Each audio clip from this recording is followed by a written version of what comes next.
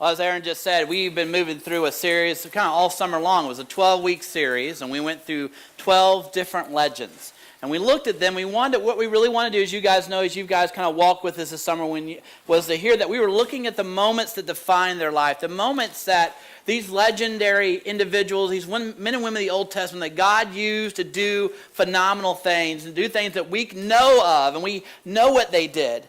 And he used them, and we looked at the moments. We want to take a time and kind of carve away, because a lot of them have long stories with many books and chapters written about what they did. But we wanted to look at the moments that defined them, the moments that gave them the ability, what they learned from God, to become legendary. And we did that, as you guys remember. The whole purpose, man, was so that we could take these truths as they lived them and apply them to our lives, so that you and me could live legendary lives for God. And so we end our series. We've gone through our 12 legends, and you see each individual legend, as we talked about them and read their story and learned about them, they were all unique, weren't they? They all had different abilities and different strengths and different weaknesses and different settings of life. They all had them just as unique as the painting. So what we did all summer long, we wanted to represent each legend that we talked about with the art piece, and from someone in our church or from our community to show a piece that represented them. And so we have our art pieces collected from all summer there. And if you haven't had a chance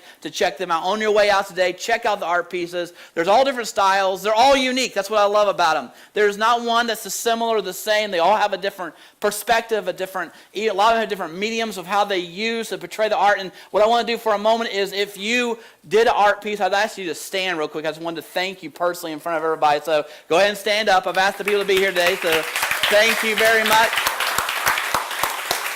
Thank you for using your skills and talents. You guys can be seated. Thank you for using and leveraging your skills and talents to glorify God. And so I hope that as you look at them, they'll remind you that these legends are unique. But there's one thing about each of these legends that's the same. And I think that's the truth that we want to come away with in the end. Because if we took all summer and just went through the stories of the Old Testament, you can do that on your own. If it was just to learn some more history or to learn a Bible story, that's good. But what we want to do, and our purpose for our gathering together as we hear from and speak to God, is that we take the truth, the thing that God speaks to us, and it moves us out to live it. Because if truth does not move us to live, then we haven't grasped the truth or the importance of the truth. If we can just hear stuff and take it, so that sounded good, I'm going to go home and not let it change my life. But our heart is, as that we hear these stories, we hear these truths, that it impacts us and it inspires us to move out. And the thing that these legends all have in common is faith. They have faith. They have faith that God was there and that it was worth living their life for Him. That was what they had. That no matter the circumstances, and some of them rebelled, and some of them ran away, and some of them doubted that they could do it, and some of them were threatened with their life, and yet all of them, why they are legends is because of the faith that they chose to live, a faith that moved them out. That's why I don't believe it's a mistake that as you read Hebrews 11, when we first started the Legend series, the very first week with Daniel, and we had the Lego lion up there, and we talked about it. The first thing I did at the beginning of my first message was I read Hebrews 11, because Hebrews 11 is what they call the Hall of Faith chapter, the legends that we've been talking about. Many more that are listed. Just Paul is going to say, let me tell you about the people of old and what they did. And each of them, it says, by faith. In the beginning of Hebrews 11, it gives a description, the definition of what faith is. It says in verse 1, faith is the confidence that what we hope for will actually happen. It gives us assurance about the things we cannot see. That's faith. Faith is saying, I have confidence in, even though I don't see how it's going to play out. I see the threat against me. I see the circumstances around me. Remember Joseph last week? God had given him a vision, a dream of that he was going to be a king, God was going to use him for people to bow down, and God was going to use him in a great way. But you look at his journey, he was in a pit and then a prison. His circumstances of his life spoke directly against the promises that God had spoken into his life. But by faith, Joseph continued to follow God. In fact, if you read Hebrews 11, after first one, you keep going. It starts listing all of the people. It starts with creation and move forward. And every one of them, right before it says the legend's name, it says, by faith. By faith. And these individuals, by faith, were legends.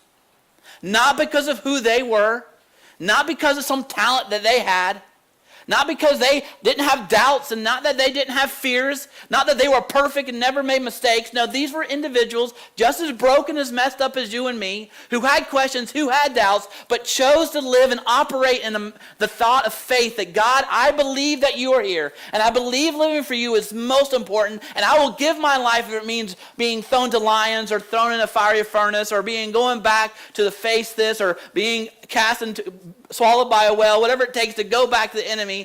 I, by faith, am going to follow you. And you look down, and it ends in Hebrews 11 this. I'm going to read the same thing I read so many weeks ago. It starts in verse 32. How much more do I need to say? It would take too long to recount the stories of the faith of Gideon and Barak and Samson and Jephthah and David and Samuel and all the prophets. By faith, these people overthrew kingdoms, ruled with justice, and received what God had promised them. They shut the mouths of lions, quenched the flames of fire, and escaped death by the edge of the sword. Their weakness was turned into strength. Isn't that awesome? You have weakness in your life. You have struggle in your life. By faith, God can use your weakness for strength. He can take what is broken and make it be used for his glory. By faith, their weakness was turned into strength. They became strong in battle and put whole armies to flight. Women received their loved ones back again from death. By the way, you're hearing these little snippets. You're like, man, this is some pretty cool stories.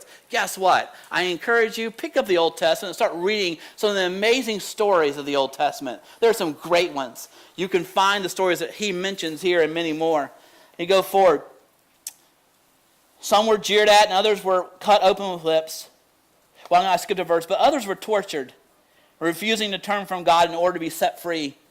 They placed their hope in a better life after the resurrection. Some were jeered at and their backs were cut open with whips. Others were chained in prison. Some died by stoning and some were sawed in half. And others were killed by the sword. Some went about wearing skins of sheep and goats, destitute, oppressed, and mistreated.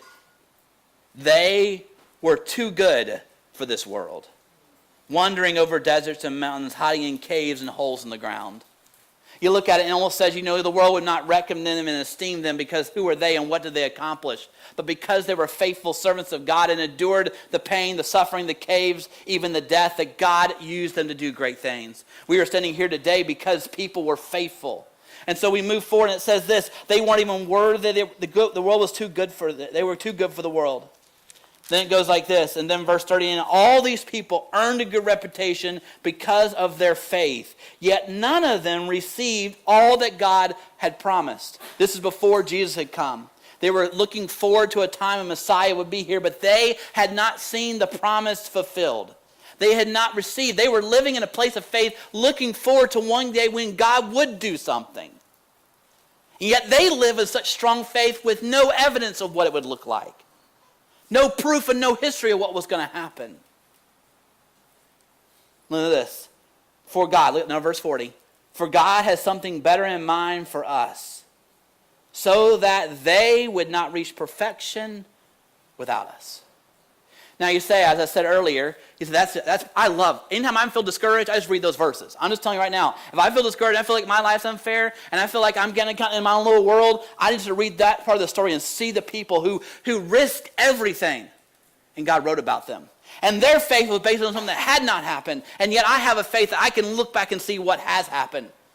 That Jesus did come, the Messiah who was promised came and lived on earth for 33 years, and he lived a perfect life, and he chose by faith to run the course that was set before him, and he hung on a cross and died and paid for my sin. This is not some just biblical fact that we can read. Yes, it's there, but it is historical. We can see the effect it had on people at the time. I have faith. My faith, I can look back and see what God's done, but these did not. They were looking forward. And it says, because you are the ones that can look back and see, greater things I have for you, and they will not reach their completion. Now, as I said, look, here's the purpose of Radius. We're not here just to tell you a good story and make you feel good about yourself. We want to inspire you as one of our core values. We want you to come as you are. We're not going to judge you. We're going to love you because I'm broken just like you. Why should I judge you? But here's the deal. Come as you are, but honestly, man, the passionate thing that drives us, that you will leave inspired to be more. You will take truth that God's given you and you will apply it when you walk out those doors. So that's what I think Paul's heart was. When he goes down and listen, all of Hebrews chapter 11 just talks about all these great people that did the legends of the faith. That that we do it disjustice if we end at 11. Because Paul was not done.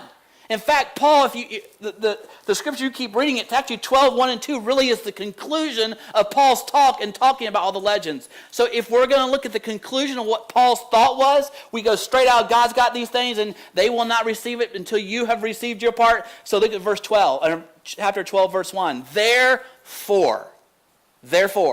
Remember what all the things I just told you? Remember all the ones that sacrificed, gave their life, the ones that put armies to chase, the ones that silenced the mouths of lions, the ones that quenched flames?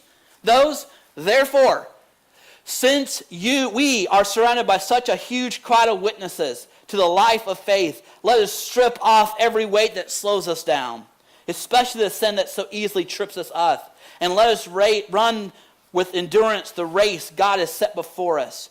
We do this by keeping our eyes on Jesus, the champion who initiates and perfects our faith. Because of the joy awaiting him, he endured the cross, despising its shame. Now he is seated in a place of honor beside God's throne. If you want to see the conclusion of chapter 11, it is chapter 12 and 1 and 2. Paul was saying, look, I'm not here just to tell you about what they did do. I am telling you about what they did do because I need you to understand you are a part of it. Seeing, therefore, that you and me are surrounded by such a great cloud of witnesses. What are they a witness of? Are they witnessing us just trying to struggle and run our little race? No, they are witnesses that stand true to the time and say, I know because I gave my life in full faith to God and never held back, that what it looks like to follow God, that it is worth it. I've seen the witness of God's power flowing through me when I lived in faith. That's the witness thereof. And we surrounding them, and these witnesses are not spectators. I grew up reading that verse thinking there's this huge crowd, like, I'm out here running my race, it's all about Blake, and there's a huge crowd, everybody like, go Blake, and I'm like, yeah, I'm pretty good, right? No, these crowd of witnesses, this group of witnesses are not spectators, but are participants. If you look back to chapter 11, the last part it says, they will not receive, they're waiting on you. Let's go back to that verse, I'll make sure I say it right. Verse 11, Verse 30, now all these people earned a good faith because of their faith, yet none of them received all that God had promised. For God has something better in mind for us, so that they would not reach perfection without us. You know what I think of when I read that? They're not spectators, they're participants. You ever watch the Olympics? Some of you guys watch some of them. One of my favorite things to watch is the 4x4 relay. Right? The relay of the 4 it's a 4x200 relay, right? Is that right, Brianna? Is that what it's called, right? Brianna runs a lot. She knows these terms. All right. I was reading up on it because that's what it is. Joseph, David, the ones that ran their faith well, they have handing, what happens in a 4x, you guys know if you watch them, if the person takes off with the baton in hand and runs and he hands it off to the next person starting to run, takes it and runs. It's only one race. It doesn't matter how good one individual does, all four have got to run their race well to receive the prize. Now, this begins to blow my mind when I really ponder this. Because God is saying, through Paul, saying, look, these people have run their leg of the race. And every leg is different. I didn't know this. I was reading about relay races. I would think relay race, you just run your little part, your little core of the track, and it's all the same. Every part of the leg is a different skill set. And some people run longer, and you put somebody that can run the curves better in certain... I didn't know this stuff. It's amazing. But what's interesting about it is it took everybody in their place where they were positioned. The coach put them exactly what their skill set that they needed to run the race. And so, get this. You and me are not running a race. We didn't go at birth and God's like, I got a little race for you. Go ahead and run your own race. Don't mind what else says. Just do your thing. No. When we accepted Christ, took the baton from the followers of the faith of the past who ran their race. And we're taking their baton, and whatever it's called, I think that's what it's called, and we're running forward. That's mind-blowing to me. That's humbling to me. See, I like to think, I don't got a big deal. They're running my little race, it don't really matter. No, all of faith history has been passing the baton forward to the church, to you and me, to you, to me, to run our leg of the race. Wow. That's huge. You know what I think of when I think of that? First of all, it tells me that I'm a part of something bigger. As Andy and Aaron were talking about the story of their friend who was dealing with suicide and struggle. And one of the things I know when individuals do that, they don't feel like there's nothing to live for. There's nothing bigger. There's nothing worth me. Why am I here? When I understand that God has put me in life as the son of a part of race. It wasn't some by chance. I am born here and now in this world, in this country, in the circumstances that has placed me. Not by chance. God knew who I was and God knew who you were. He chose you to be born at this time, to run your race now with the skill sets and the mindsets and the history and the personality that you have, because he needs you to run your race here. When I think of that, I'm starting something big. I'm running the same race that Joseph ran, that didn't give up in the pit in the prison. I'm running the same race that Daniel ran. That when he was thrown in the lion's den, he didn't lose faith, and the whole kingdom was shaken because of his faith. The baton has been handed to me and you. I'm a part of something big. I'm part of something that's historic. You and me. It's important. How I run my race is important. It's not just longer about how I feel and, well, God loves me and I'll just kind of float to the end and it'll be all good. There's so much more riding on it. How I run my race. When I was watching relays in the Olympics, none of them everyone took it seriously. Right? They're all joking, having a good time, and time race time. I didn't see one of the four ever say, you know what, the other two guys did a pretty good job. I'm just going to take my time now. Every one of them ran like it was the only thing they could do. It was their race, their part of the leg. They ran all out in their leg. And it didn't matter what the person did before them or the person that would do after them. They understood that their purpose was focused. I've got to run my leg of the race. So when I also hear about that, not only is it bigger than me, but I have purpose. There's a reason why I exist. There's a purpose for my life. And here's the purpose for you and my life. Yes, it's to have family and to enjoy life.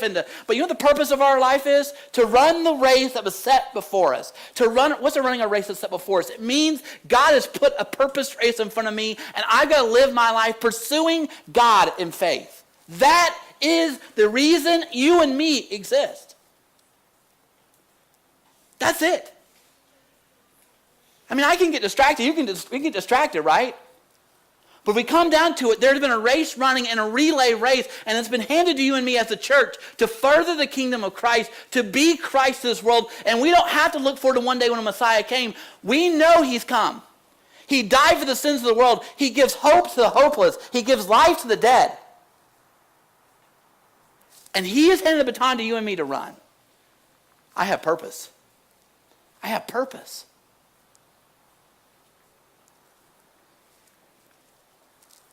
Not only is it purpose and is it far something greater, but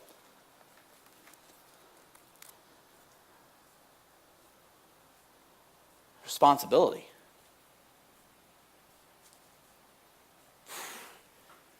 I'm not going to talk about you. I don't know about, you got your own race. We're all on the same together, but I got responsibility to run my race for Jesus Christ. There are people behind me that are cheering me on because they've given all of theirs to run. There's a world watching beside me, needing to see followers of Jesus living full on for Jesus Christ.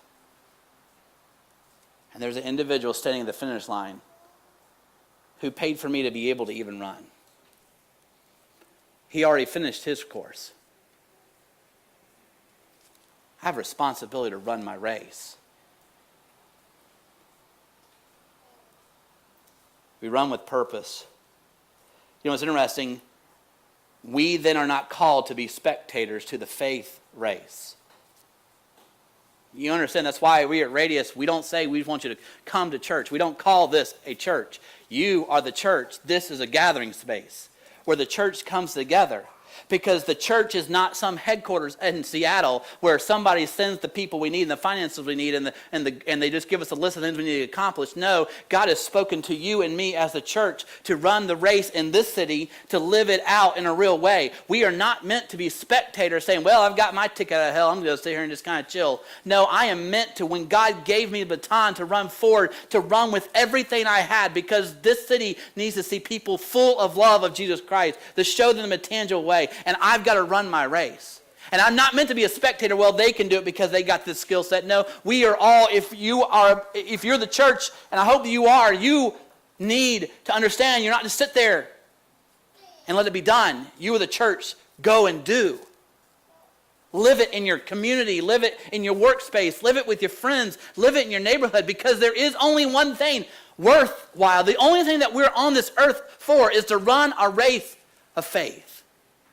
We can look from the people of the past and we can see they stood witness to saying, if you give your life to Christ, you will not regret it, and God will do great things through your life.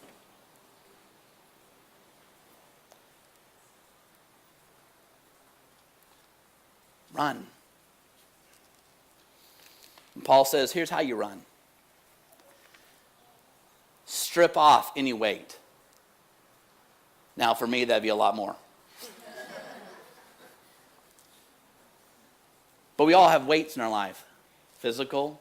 You know, when I saw those running on the race, they were not running in like khakis and a collared shirt.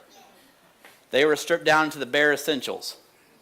Now, some of them have some jewelry and a little bling bling, which means that's great. Have fun running your race. Look good while you do it. But understand, you need to strip aside everything that holds you down. You know, when you say, you know what, I don't need to really... Until you start running, you never realize what you need, how much stuff weighs. Anybody agree with that? If you're a runner, you start realizing, I really don't need this. I don't really need... if I could run naked, I would, but I can't. That's not proper, all right? I'm like, yes, the pastor said that in church. I apologize if I offend you, all right? And the fact of the matter is, when we run, we realize I got to strip off anything that's hindering me. Because why? I have purpose. My purpose is to run well. My purpose is to win. I'm not just strolling down the track doing my own thing. When I'm going, the baton's handed on, I've got a goal. I've got to run to the best of my ability, and I'm going to strip off everything. You know what that looks like for us? There are some things that are good that aren't bad, but they're not best. Now, some churches tell you what that is. That's not my job. I don't know what is best for you. I do know that Jesus is best in following him and giving your life to him, but only you know your weights. So we can get distracted by stuff. We can get involved in things. We can get consumed by things. We can put all our passions and energies in things that will not last into eternity. So as you run your race, as you run and you say, you know what, I understand that I have a purpose and I have a calling that's greater than mine, and I'm going to continue running the race. Lord will begin to show you what weight you need to take aside. Things that distract you. Oh, they're not bad. A lot of times, come to the preacher, is that bad to do? I don't know. The question you should ask is, what's best? What is best for you to run your race of faith in Jesus Christ? What's best? Not only it says lay aside each weight, but it also says cast off the sin that so easily entangles us. Oh man. I read that, my toes I got convicted. Because there's the sins that we like to entertain. Right? The sins that we excuse, the sins that we say we deserve, the sins that we don't think nobody knows about. And that's all well and good if you're just supposed to just be a spectator sitting on the sideline. You could probably handle that and move through maybe. But you're not a spectator. You're running the race of faith that's set before you. You're meant to show who Jesus Christ is and show love. This is you running, and you need to understand that there are weights. The Greek word there for entangle was literally like a clothing being wrapped around where you, almost like a mummy filling. See, because here's what sin does to us. It always wraps us up. It always ensnares us. It always immobilizes us in fear, in guilt, in shame, and distraction. Isn't that the truth? I don't know about you, but I know about me. I know when I begin to let whatever I think I should get involved in, I know it's not right, that God's not putting my life, I invest in that, or I start putting focus in that, my distraction's gone. I'm no longer focused on running my race. And then guilt, shame, and fear begin to ensnare me. And that's the enemy's plan, because he's afraid, because he understands that the power of when you run your race full out for Jesus Christ, it influences people around you. So he tries to snare us in sin.